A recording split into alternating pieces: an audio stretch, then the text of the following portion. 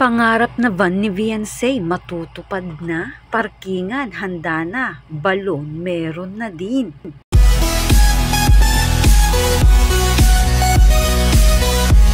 Parkingan ng bahay nila Beyonce malapit nang matapos. Tara, alamin natin. Kamusta po mga kalingap? Muling nagbabalik ang inyong lingkod mini vlog naghahatid ng update tungkol sa mga kalingap. Kung bago ka pa lang sa aking channel, mag-subscribe na at huwag kalimutang mag-like para lagi kayong updated sa aking mga videos.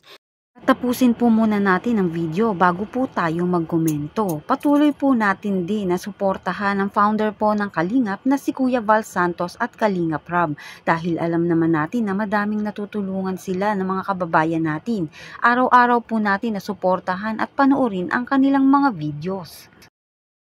Pag-uusapan naman natin mga Kalingap, ito nga pong tindahan nila Beyonce. Ay konti na lang talaga matatapos na. Ninalaw nga muli ni Dr. Love ito nga pong bahay nila Beyonce at yan nga po ay na ang kulang na lang sa tindahan nila ay yun nga pong roll up at yan nga po ay naitanong-tanong na ng tatay ni Beyonce kung magkano kasama nga po ng istante na gagamitin nga po para sa tindahan. Yun nga po yung salamin nga daw, kaya talagang natutuwa naman din syempre sila Dr. Love dahil matatapos na ang tindahan nila Beyonce na talaga namang magagamit nga po ito once na natapos na. Malaking tulong sa pamilya ni Beyonce kapag dito nga po ay magkaroon na nga ng tindahan sila.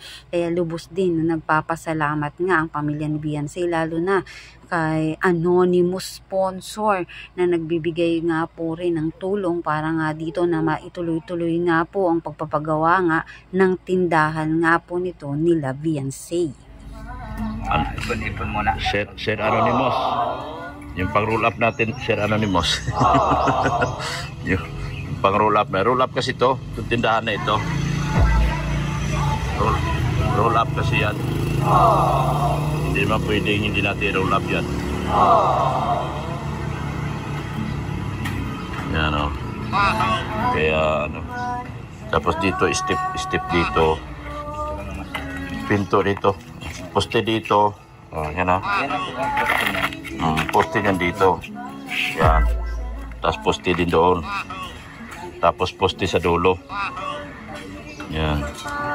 Para lagyan ng ano. Maganda na ito.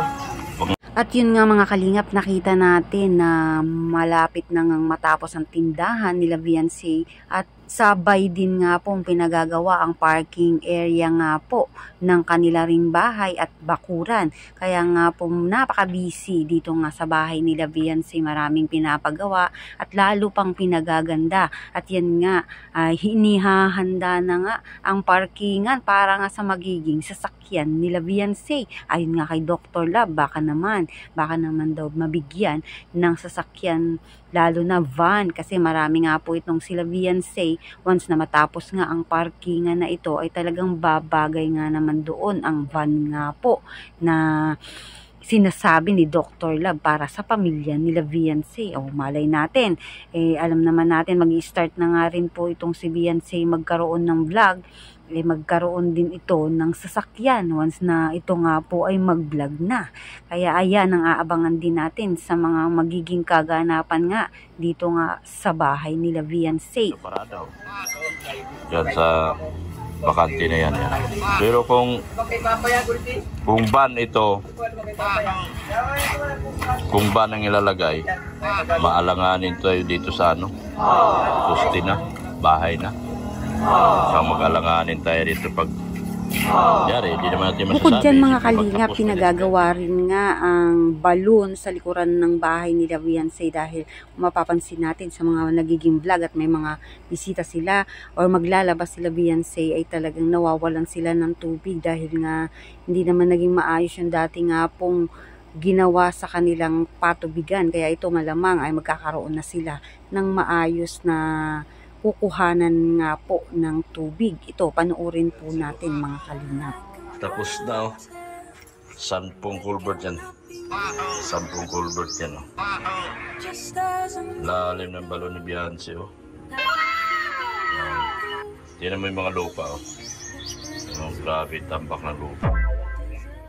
At yan nga mga kalingap, ang mga nagiging kaaganapan doon sa bahay nila Viancy. Napakadami nga pong kailangan pang asikasuhin, ayusin at gawin nga po dito sa bahay nila Viancy. Pero makikita natin napakalaki talaga ng naging improvement dahil nga matatapos na yung tindahan, magkakaroon na ng parking at yun nga po, siyempre yung kanila nga pong safety, yung bakuran nga po na ipinagagawa rin. Siyempre, sabay-sabay na rin dahil lalo na nga yung tubig.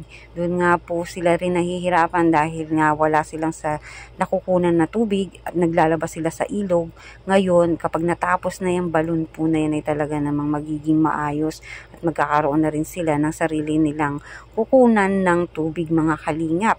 Kaya naman dahil nga rin sa sipag nga rin po ng pag-a-assist nito nga po ni Dr. Lab ay lubos din nagpapasalamat ang pamilya ni Viancy dahil nga si Dr. Lab ay lagi nga po nakaagapay kina Viancy lalo na sa mga nga po sa pang-sponsor dahil nga yan din syempre ang mga sponsor, ang mga tumutulong dito nga sa pagpapatuloy ng pagpapaayos, pagpapagawa at pagpapaganda rin syempre ng bahay nga po nila Viancy. At bukod dyan, may dala pa nga itong si Dr. Lab na mga gamit para nga po ng gagamitin sa eskwelahan ng mga kapatid ni Viancy at yun nga pong package na kinuha rin syempre ni Dr. Love sa LBC ay para rin yan kay Viancy na mga gagamitin nga po sa eskwelahan. Kaya naman lubos din talaga ang pasasalamat ng pamilya ni Viancy dahil napakalaking tulong nga naman yun mga kalingap dahil ang iba nga naman walang ganon, sila ay maya-maya ay dumadagsa kahit tapos na ay patuloy pa rin na sumusuporta ang mga sponsor, mga nagmamahal dito nga po kina Viancy, walang sawang tumutulong pa rin kahit na tapos na ang kanilang nga pong pabahay. Nandyan pa rin ang mga sponsor sa tulong nga po nila Kalingap Rab at nila Dr. Love, nila Kuya Bal. Kaya talagang patuloy po natin mga kalingap na suportahan ng kalingap, lalo na sila Kalingap Rab, sila Kuya Bal, sila Kalingap Jack Tapia, sila Ate Edna Vlog, at ang mga reactors, mga kalingap nga rin po syempre na miyembro po ng Kalingap. Patuloy po natin silang panuorin, suportahan sa kanila nga pong mga vlog dahil marami nga pong mga natutulungan na mga kababayan natin gaya nga na lang nito na nangyayari dito nga po kay Viancy na patuloy na umaayos at gumaganda nga po ang kanila nga pong buhay sa pamamagitan ng tulong po sa Kalingap.